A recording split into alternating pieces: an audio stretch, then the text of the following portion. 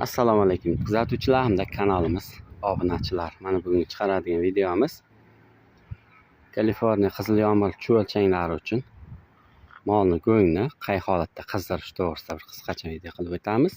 Mana ko'rib turgan joyimizda molni go'ngi 1, 2, 3, 4 ta mashinada molni go'ngi tushgan, ya'ni chuvalchanglar oziqasi. Buni qay holatda qizdiramiz? Shu holatda qizdirib bo'lmaydi. Çünkü quruq holatda ham baland, namlik pastga bormaydi. Buni qizdirish uchun avvalambor mana bu holatda qilib yoyib olamiz. Ya'ni balandligi 70-80 sm atrofida qilib bir yaxshilab yoyib olamizda. Keyin bu joyiga, buning ustiga namlikni yaxshilab beramiz. Namligi 60-70% ga kelganda buni ustiga narsa yopish shart emas. Shu holatda tursa ham namligi 60% bo'lgandan keyin bemalol qizishi boshlanadi. Qizdirishimizga sabab tagida boya yopib yordik. Juda katta chalmalari bor ekan. Buni ham chuvalchanglar yeydi. Hozir chuvalchanglarga oziqa berayotgan davrimiz, ya'ni ustiga qalinligini 7 dan 10 cm gacha beryapmiz. Shunda bu sal berish qiyin bo'ladi. O'shaning uchun bir qator yaxshilab namlaymizda. Keyin shu holatida bir 15 kuncha turgandan keyin ichidan qizib, yaxshi holatga keladi. Shu 15 kun davomida o'rtada bir yaxshilab qarab qo'yamiz. Qizishi o'tib ketmasligi kerak. Ya'ni o'tib ketsa kulga aylanib ketadi o'rtasi. O'shanga ham yaxshilab e'tibor qilamiz. Qizigandan keyin qani bu molni go'ngi qay holatga keladi ko'rib turibsiz. Bu hozir go'ngimiz quruq holatda. Shilta holatidagi molni go'ngini qizdirib bo'lmaydi. Chunki uni namligi juda yuqori bo'ladi. O'zining kislotlari hammasi aralash holatda, suvni qancha bersangiz ham o'ziga olmaydi. O'shaning uchun qizdirib bo'lmaydi.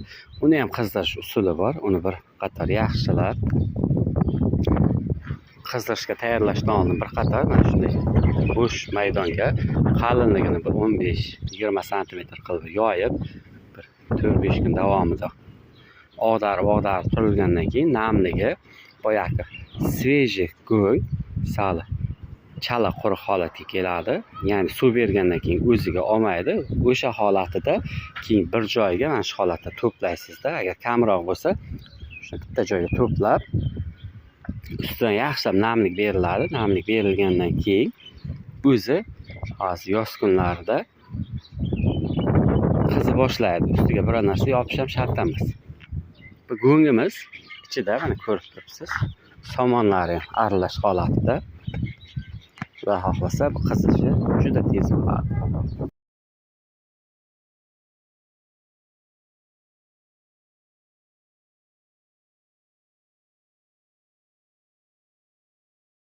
Ko'rib turibsiz, go'ngni bir qator tekisladik. Tekislash jarayonida esa boya ko'rgan chalmalarni tagiga yoshirib ketdik. Ya'ni tagiga namlik bergandan keyin chalmalar ham namlikda erib, bitilib ketish holatiga kelib qoladi. Endi namlikda to mana yon atrofiga zardoblar chiqib ketgunicha yaxshilab bir qator beramiz. Buni bugun bir soat davomida bir bersak, ertaga yana 1 soat davomida bir beramiz. Keyin shuni bilan atamon suv berish to'xtatiladi. Mana shu holatda yuvyapmiz.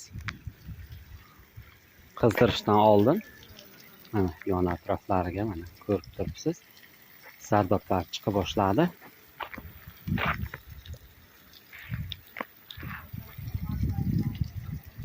Mana yuvishning ikkinchi kuni mana yon atroflariga ko'rib turibsiz. Zardoblar chiqib ketgan holatida bu shundan dalolatga yaxshi yuvilgani hisoblanadi.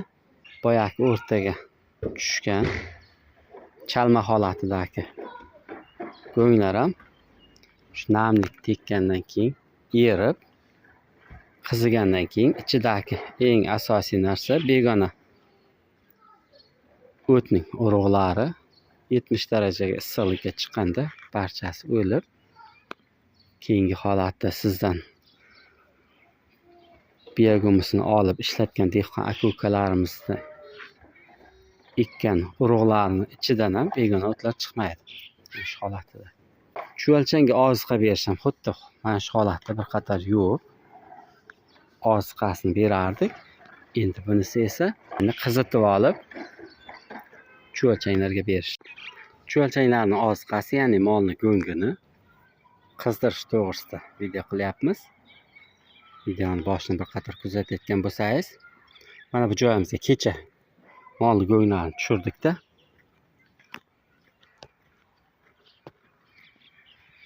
Ustidan yaxshilab mana yon atroflarni ko'ryapsiz.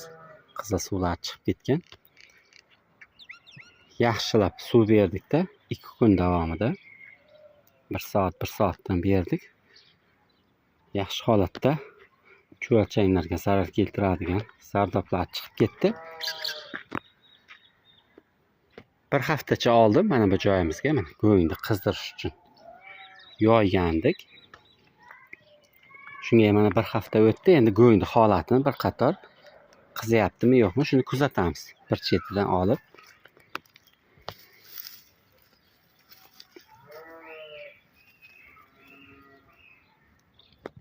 Qo'lni suqqanda, qo'lni kuydiradigan darajada. Mana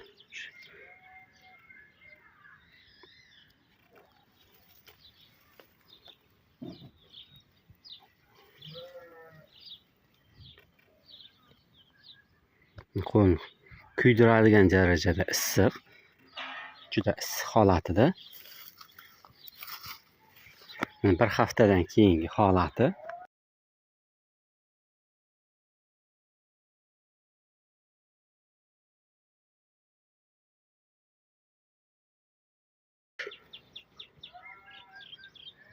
Ko'rinmayapti. Pari chiqyapti, ko'rinayotgan bo'lsa. Qizishi juda yuqori, qo'lni kuydiradigan darajada. Shunday chuvalchanglarni oziqasi, molni go'ngini mana shunday qizdirsangiz ham bo'ladi. Qo'l kuyadigan darajada.